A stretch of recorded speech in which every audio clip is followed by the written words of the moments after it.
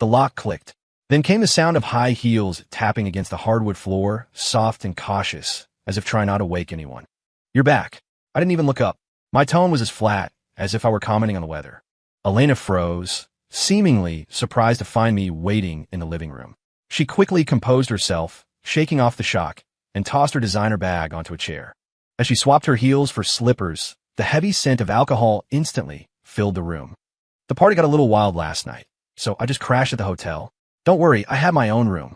Her voice carried a hint of guilt, though she tried to mask it with a breezy, nonchalant attitude. "Ich glänzte her." Her makeup was smudged, her lipstick faded and blurred. Her hair was a messy tangle against her cheek, and on her neck, there was a mark she hadn't managed to completely conceal with concealer. As she spoke, she dug 2 bottles of cold brew out of her bag and set them on the coffee table. "I brought these for you." Mark picked out the roast. "You like this blend, right?"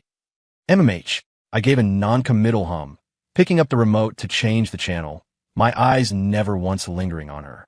"What is that supposed to mean?" She planted herself in front of me, her tone sharpening. "Usually, when I stay out late with friends, you pull that long, resentful face.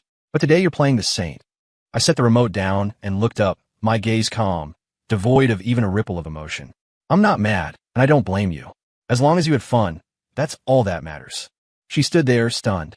She clearly hadn't expected that answer. In the past, this would have been the moment I demanded to know why she didn't come home, or lectured her about getting too close to Mark. She used to call me controlling, insecure. Over time, I just ran out of energy to argue. My indifference seemed to trigger her. She let out a cold laugh. Don't pretend to be so high and mighty, Caleb. It's your insecurity that drives me crazy." I stared at her in silence for 2 seconds, suddenly finding the situation almost amusing. She had said those words countless times. Before, I would have tried to explain that I only cared because I loved her. Now, saying even one extra word felt like a waste of breath. "Suit yourself." I stood up, my tone as polite as if I were speaking to a stranger. "You're tired. Go get some rest." Without waiting for a response, I turned and walked into the bedroom, closing the door softly behind me. I knew she remained standing in the living room for a long time. I could feel her confusion, her disbelief, and that vague sense of guilt radiating through the wood. But what did that have to do with me?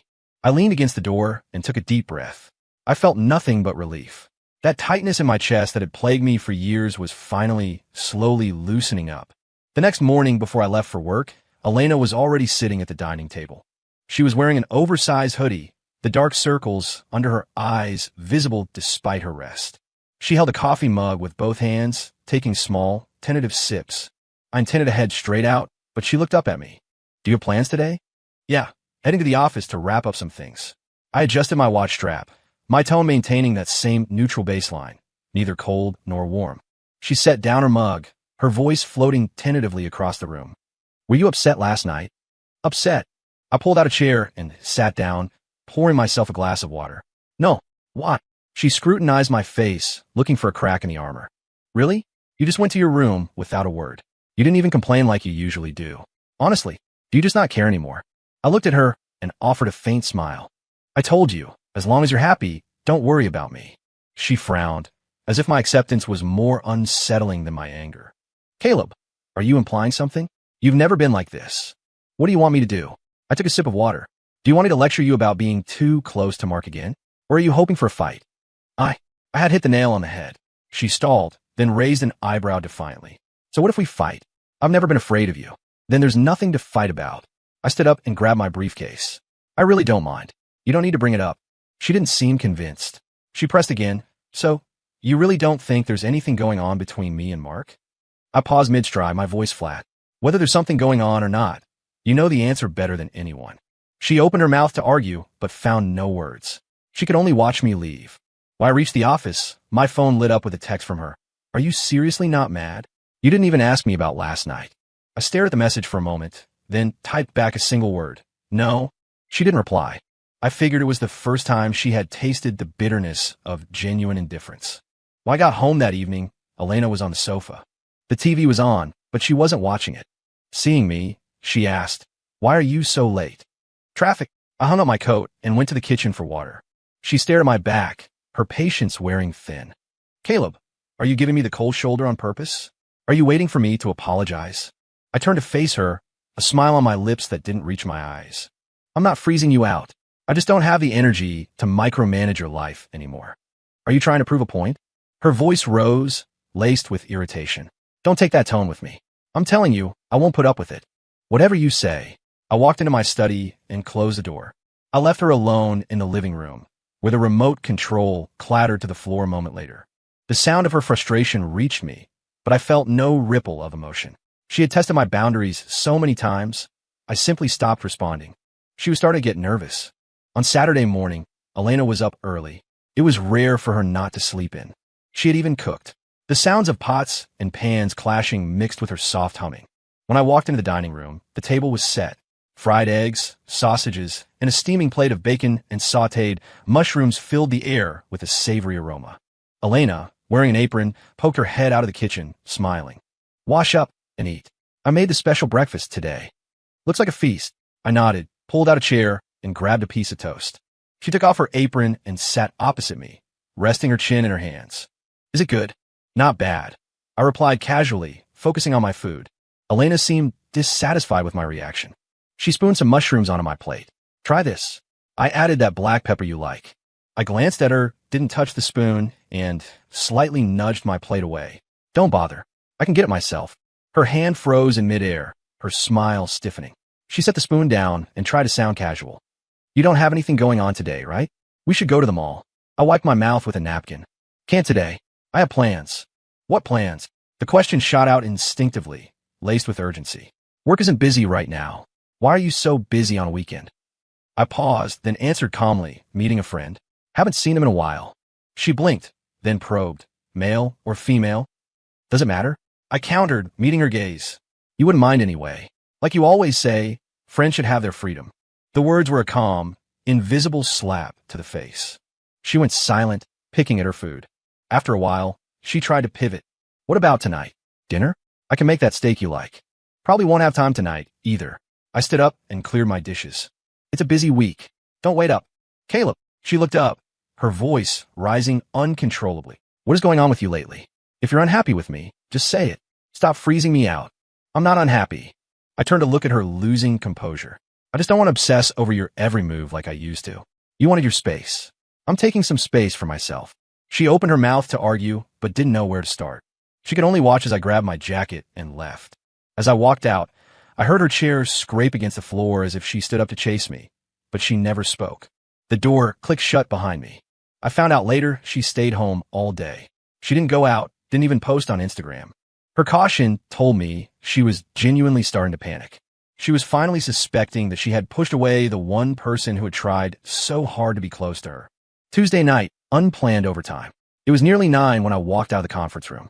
Just outside the building, a familiar voice called out, Gal, what are you doing here? I turned around. It was Sarah, a senior from my college days. She looked exactly the same, shoulder-length wavy hair, that trademark smile, eyes sparkling with energy. Sarah, long time no see. I smiled. When did you get back? Last month. I moved back for good. She walked over briskly and patted my shoulder. You've done well for yourself these past few years. Suit and tie, you look the part. You haven't changed a bit. Still look exactly like you did in college. I stepped aside, gesturing for us to walk together. Since you're just back, do you need help with anything? She laughed and shook her head. Don't be so polite, Cal. I've called you by your nickname for years. Why are you acting like a stranger?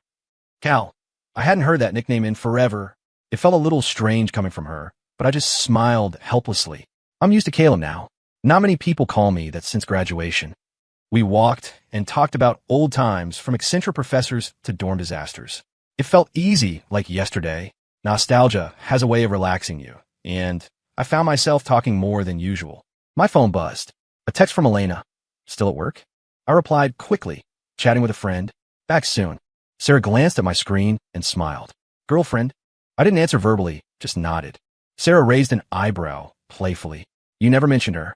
Who's the lucky girl? Just an old friend. I downplayed it. As we were saying our goodbyes near the entrance, Elena suddenly appeared. She must have come to pick me up. I hadn't expected her to run into Sarah. She is. Elena stood a few feet away. Her expression was calm, but her eyes betrayed poorly masked jealousy. Sarah, my college senior. I introduced her. This is my wife, Elena. Sarah greeted her warmly, and Elena offered a polite but strained smile. After a few pleasantries, Sarah tapped my shoulder. Cal, I'll take off. Let's grab lunch soon. Cal. Elena repeated the name, her tone sharp with suspicion. Yeah, that's what everyone called me back then, I said calmly, ignoring her tone. On the drive home, Elena pretended not to care. You and that Sarah woman seemed pretty close. Old classmates. We got along well. My voice remained flat. She didn't push further, but her knuckles were white as she gripped her purse strap. Later, Sarah texted inviting me to a college reunion that weekend. I accepted, but didn't tell Elena. She always claimed she didn't like me interacting with female friends, so I decided not to burden her with irrelevant details. However, she kept bringing Sarah up in casual conversation, her jealousy increasingly obvious. Saturday evening, I was getting dressed. Elena leaned against the doorframe, eyeing my tie. Dressed up sharp. Where are you going? Reunion. I straightened my cuffs. Which classmates? She probed. Sarah organized it. I told you about her. It glänzte her. She scoffed. Must be nice to be so free, filling up your weekends like this. I ignored the jab, grabbed my keys, and left. She stood there, watching me go. In the reflection of the hallway mirror, I saw her expression. She definitely cared. The reunion was at a nice bistro. Sarah had booked a private room. Seeing familiar faces felt surreal. I sat next to Sarah. When the food came, she poured my tea, and I helped serve the seafood platter, a habit from our college days. You remember I love shrimp? Sarah beamed, her eyes crinkling.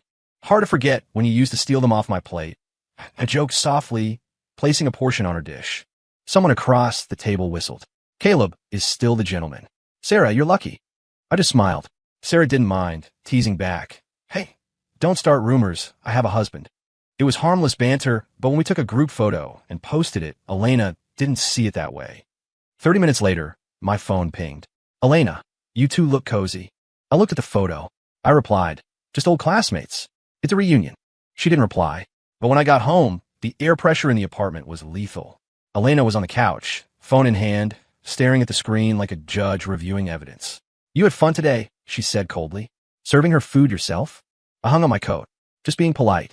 She let out a harsh laugh. Oh, so you're attentive to your friends. How come I never see you being this attentive to me? I never said anything when you and Mark shared a bowl of noodles, I said, looking her in the eye, my voice steady. Besides, being casual with friends is normal. Didn't you always say small things aren't worth fighting over? She choked on her words, her face flashing between anger and pale shock. What is that supposed to mean? Are you comparing me to her on purpose? No. I poured a glass of water and took a slow sip. I'm just following the rules you taught me. Nothing more. Caleb, she shot up, her voice trembling with suppressed rage. What are you trying to say? Just because I was close with Mark, you're doing this to spite me? I looked at her, my calmness making her anxious. I'm not doing anything to spite you. Like I said, I just thought. You never cared about boundaries with friends, right? She snapped. Friends? You're practically dating in that photo. You posted that to humiliate me. It's a group photo. Humiliate you. I laughed dryly. You're overthinking it, Elena. She glared at me, lips trembling, unable to form a coherent argument. Finally, she stormed into the bedroom and slammed the door. In the silence that followed, I exhaled a long, weary breath. It felt like after years of losing arguments, I had finally found my balance. The next day, Sarah posted the photo on her feed with the caption, Years later, Cal is still as thoughtful as ever. Glad some things don't change. I glanced at it. Didn't comment. Elena called almost immediately. What are you doing? Her voice was low, dangerous. Working. What's up? I leaned back in my office chair. What is your relationship with Sarah? She skipped the pleasantries. College friend. I told you. Did you see her post? She was seething. I saw it. I said blandly. Nice picture. So, silence on the line, then an explosion. Caleb, do you not give a damn about our marriage anymore? Why would you say that? Why? Do you have any idea how I feel? Being that intimate with another woman publicly. How does that make me look? It's just a photo, I said coldly. And regarding your feelings, that's strange. I remember you always saying friends don't need to be so uptight. Is that rule only for you? She froze. The silence lasted a few seconds before she screamed. You're doing this on purpose. You're trying to hurt me. You don't respect me at all. I felt nothing but fatigue. Her emotions were a tangled mess I had no desire to unravel. Elena, I'm just treating friends the way I've been taught. By you. Keep it natural, no boundaries. Caleb, she was sobbing now. You have to do this to me? Do you know what you're doing? I know exactly what I'm doing. If you think I'm wrong, Then was everything you said to me in the past also wrong? She was stuck. If you think this is inappropriate, shouldn't you take back all those excuses you made for yourself? I cut in, my voice sharp as a knife. Elena, don't forget. You set these standards. She couldn't speak. She hung up. I knew she was shaking with rage. When I got home, the lights were on. Elena was sitting on the sofa, waiting. She stood up the moment I entered. Caleb, we need to talk. Fine. I nodded and set my briefcase on the sofa. Go ahead. She stared at me, eyes rimmed red, her voice thick with accusation. Why are you doing this? You know I'd be upset. Why do you keep contacting her? I looked at her calmly. You and Mark have been at it for years. I never saw you create distance. That's different, she shouted. We grew up together. Sarah and I are friends too. I let out a cold chuckle. I haven't forgotten anything you've said, Elena. Do you think the rules you set only apply to me? Well, you get to break them whenever you want. Her lips quivered, but she couldn't form a rebuttal. She just glared. If you think I'm crossing a line, fine. From today on, I accept that you won't mind me being affectionate with my friends. I looked her dead in the eye. That's fair, right, Elena? Tears swirled in her eyes, but didn't fall. I turned and walked to the bedroom, leaving her standing there as if her soul had been snatched away. The air was thick with tension, but for the first time, I felt like none of it was my problem. After the fight, the house fell into a weird silence. She stopped talking to me, leaving early and coming home late. I assumed she was venting to girlfriends. Instead, she went to Mark. Mark's social media was always loud, but this time he posted a video that stung my eyes. A hotel room. Elena leaning on his shoulder, swirling a glass of wine, both laughing intimately. The caption was dismissive. Nothing beats an old friend. We can talk about anything. My heart turned to ice. If he was doing this on purpose, I wouldn't disappoint him. I didn't call her. I didn't text. I simply tracked the location of the hotel and drove there. It was a boutique hotel, busy for the weekend. I walked the hallway and found a room. I knocked. The door opened. Elena was on the bed, half-dressed, cheeks flushed, clearly tipsy.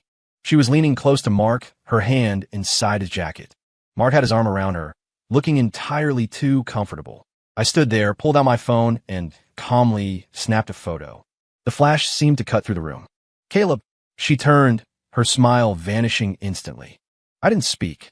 I took another photo of the wine bottles on the table, then pocketed my phone and turned to leave. Wait, where are you going? She scrambled off the bed, stumbling after me, grabbing my wrist. Panic dripped from her voice.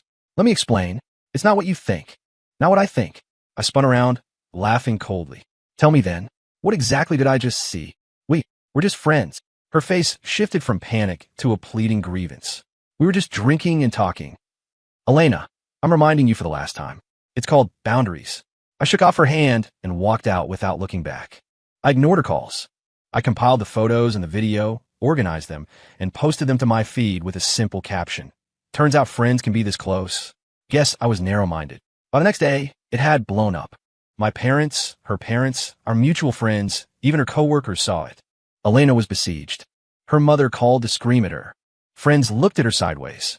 Even Mark faced heat at work for unprofessional conduct, affecting the company image. She cried a mess at home, texting me incessantly, begging me to delete the post. I didn't reply to a single one. I just watched her apology tour with zero emotion. I used to bow my head to keep the peace. Now I just wanted to watch the fire burn. 3 days later, Elena knocked on my study door. She looked wrecked, eyes swollen, face pale. Caleb, can we talk? I put down my file. What is it? She entered, closing the door softly. Caleb, I was wrong. I know I hurt you. Can you give me one more chance? A chance? I raised a brow. Do you think chances are cheap? She burst into tears, biting her lip. I know. I shouldn't have been so close to Mark. I really messed up. I won't do it again. I swear, I'll cut him off completely. I watched her break down in silence. Seeing no reaction, she dropped to her knees, grabbing my hand. Caleb, please. I'll do anything. Just forgive me. I stared at her for a moment, then coldly pulled my hand away. Elena, saying, I will doesn't fix this. Then, what do I do? She looked helpless. We'll see. I walked to the window, turning my back to her. You can't just fix this with tears. She nodded, sobbing. Okay, I'll prove it to you. Elena did change. She blocked Mark. She posted a public apology. I messed up. I want to move forward and focus on my family. She started making breakfast, cleaning the house obsessively. The bad habits, glued to her phone, staying out late, vanished. She even suggested a weekend hike to reconnect. I went, but I offered no enthusiasm. Just a flat sure. She tried to make conversation, tried to smile, but my lack of response made her stiff. I could see the fear in her eyes. She was terrified that we couldn't go back. She was desperate for even a nod from me, but I knew it was surface level. She wasn't repenting. She was just trying to claw back the security she had lost. And I was no longer the man who would unconditionally catch her. Her redemption lasted a month.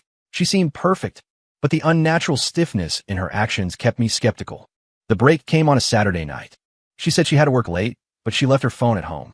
I was there when it buzzed. A text from a generic name. What time tonight? I booked that steakhouse you love. I stared at the screen, grip tightening.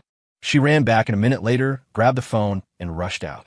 I waited a beat, grabbed my keys, and drove to the steakhouse. It was a cozy, dimly lit place. I spotted them in a corner booth immediately. Elena and Mark. They were facing each other, wine and steaks on the table. Elena's head was bowed, smiling shyly. Mark whispered something, looking relaxed. A few seconds later, Mark leaned in and kissed her cheek. Elena didn't pull away. She playfully punched his chest, then leaned in to kiss him back. I snapped a photo. Then I walked over. Looks cozy. I am starving. My voice was sub-zero, dropping like a bomb onto their table. Elena's head snapped up, the color draining from her face. Caleb, you. Mark froze, then stood up, trying to play it cool. Caleb, don't misunderstand. We were just. Misunderstand? I cut him off with a sneer, holding on my phone screen showing the photo I just took. Elena stumbled, nearly falling. Caleb, it's not like that. Save it. I looked at her with disgust. Elena, I thought we were clear. Turns out your regret was just a performance. Tears streamed down her face. No, I felt lonely. Lonely. So you ran back to him? My voice was calm but lethal. Do you think I'm ever going to believe a word you say again? Mark tried to step in. Caleb, listen to me. I shot him a look. You better shut your mouth. I gave you a pass before. This is on you. I turned and walked away. I heard a chair scrape and Elena screaming. Caleb, don't go. Listen to me. I didn't stop. Her explanations were worthless. Back home, I printed everything. The photos, the chat logs. I laid them on the table. When Elena came back, crying, she saw the stack. She rushed to me, grabbing my arm. Caleb, I know I was wrong. Please. I wasn't thinking. I shoved the papers toward her. This is what you promised me. She flipped through them, shaking. Caleb, please. Enough. I pulled away. Elena, I'm done. I want a divorce. She froze. Divorce? No. Caleb, we can fix this. I can't. You destroyed my trust and my patience. She collapsed, grabbing my leg. Don't leave me. I can't live without you. Elena, I've already left. She suddenly ran to the kitchen, grabbed a knife, and held it to her wrist. If you divorce me, I'll die right here. My heart clenched, but my face remained stone. Elena, do you think this fixes anything? She trembled, knife in hand. Caleb, I really can't. I walked over, took the knife from her limp hand, and set it aside. If you want me to stay, learn to love yourself instead of threatening me. She slumped to the floor, wailing in despair. I walked into the bedroom and locked the door. She cried all night. I had made my decision. There was no going back. Divorce proceedings started. Elena was a zombie, constantly trying to reach me. Mark, however, got aggressive. He texted me. We need to talk. Be a man. I met him at a coffee shop. He wore a leather jacket, looking dark. Caleb, straight up. Elena still loves you. Pushing her to the brink isn't manly. I leaned back. Mark, since when do you have the moral high ground? You pushed her off the cliff. He slammed the table. I just don't want to see her in pain. If you weren't so unforgiving, she wouldn't be like this. Do you care about her? I asked coldly. Or do you just like winning? You used her to prove you're better than me. He turned red. You're crossing a line. I see you clearly now. I stood up. You destroyed her under the guise of caring. I'm done with your drama. I left him there. Hours later, I got a call from Elena's parents. Panic. Caleb. Elena. Something happened. What? She and Mark went for a drive. The car crashed. They're gone. Her mother's wail pierced my ear. I went to the scene. The police were there. The car had gone through a guardrail and down an embankment. Speeding and loss of control. Both dead on impact. Mark was driving. Standing by the rail, looking down, I felt a complex mix of emotions. A police officer handed me a bag of personal effects. Elena's phone. There was a draft text to me. Caleb, I'm sorry. I hurt you too deep. I wanted to say goodbye, but I was scared you wouldn't listen. I hope you have a good life. It felt like a physical blow to the chest. But underneath the pain, there was a strange release. It was finally over. A tragic end, but now I could restart my life.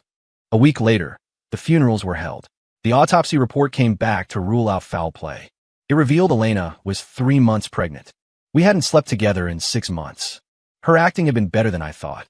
Istuda hiakal. Her parents held my hands, weeping. Caleb, we're sorry. We didn't raise her right. Don't, I said softly. It's in the past. Take care of yourselves. I didn't stay long. I said my goodbye to the stone and walked away. The only way to honor the end of a relationship is to let it go. Back home, I opened the windows.